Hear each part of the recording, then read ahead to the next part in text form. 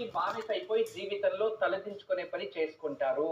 ఒక తండ్రి తన పిల్లల కోసం కష్టపడి వాళ్ళని పోషిస్తాడు. ఆ తండ్రి తలెత్తుకొని బతుకుతాడు. పిల్లలు కూడా తలెత్తుకొని చదివి వాళ్ళు మంచి స్థాయిలో ఉంటారు. అదే విధానంగా ఇంకొక కుటుంబంలో ఒక తండ్రి ఈ వ్యసనాలకి బానిస అయిపోయి వాళ్ళకి వీళ్ళకి అబద్ధాలు చెప్పి పిల్లల్ని చదివిస్తాడు.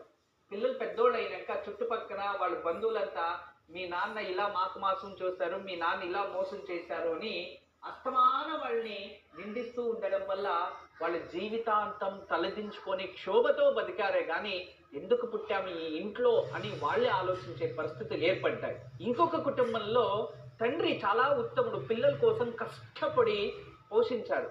కానీ ఆ పిల్లలు చిన్న వయసులోనే చెడు స్నేహాలకి బానిసైపోయి వాళ్ళు విద్యాభ్యాసం లేకుండా వాళ్ళు చేసే పనులు లేకుండా దుర్మార్గాన్ని వెతుక్కున్నారు.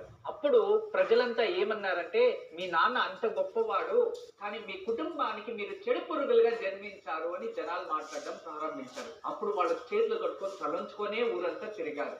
అంటే దీని అర్థం మనం ప్రస్తుతం వర్తమానంలో ఏ నిర్ణయాలు తీసుకుంటామో భవిష్యత్తు మంచిదై ఉంటుంది, అదే అయి ఉంటుంది. గుర్తుంచుకోండి. ఈ సమయంలో మీరు సమయం వృధా చెయ్యకుండా చదువు పైన, జ్ఞానం పైన, విద్య పైన పెడితే చదివే వయసులో భవిష్యత్తు మీకు బంగారంగా ఉంటుంది. ఇక సంపాదించే టైంలో మీరు ఊర్లంతా తిరుక్కొని వ్యసనాలకి బానిస అయిపోతే వయసు అయిపోయినాక పిల్లలే మిమ్మల్ని ప్రశ్నించే పరిస్థితి వస్తుంది. వయసు అయిపోయిన తర్వాత అరే నేను ఏమి సాధించలేదు అనుకుంటే భగవంతుడు నీకు ఇచ్చిన కాలావకాశం ముగిసిపోయింది, ఇక రైట్ అంటాడు. ఇది ప్రకృతి ధర్మం. అందుకే ఏ వయసులో ఏ దాన్ని ఏ కర్మని ఆచరించాలో అది తప్పకుండా ఆచరించాలి. అప్పుడే అది ఉత్తమ జీవితంగా మారుతుంది అనేది ఈరోజు మంచి మాట. ఇక దీనికి అనుసంధానంగా ఒక చిన్న కథ తెలియచేస్తా.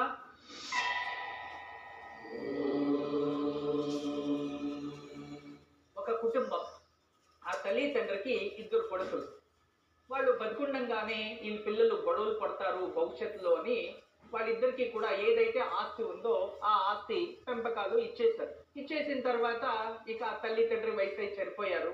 దీంట్లో అన్న తమ్ముళ్ళు ఇద్దరు.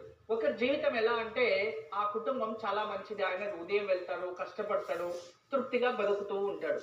అదే ఇంకొకరు ఎలా ఉంటాడంటే ఆయన వెళ్తాడు, కష్టపడతాడు, ప్రతిరోజు పండుగ చేసుకోవాలి, జనాల ముందు గొప్పగా పేరు తెచ్చుకునేయాలి, ఇలా ఖర్చు పెట్టడం, పేరు సంపాదించడం. ఈయన మాత్రం ఏమీ లేనోళ్ళంటే మంచిగా హ్యాపీగా వెళ్ళామా వచ్చామా ఏదో వాళ్ళ నాన్న ఇచ్చిన ఇంట్లో తినుకొని అలాగే ఉంటారు. ఇలాగే కొన్ని రోజులు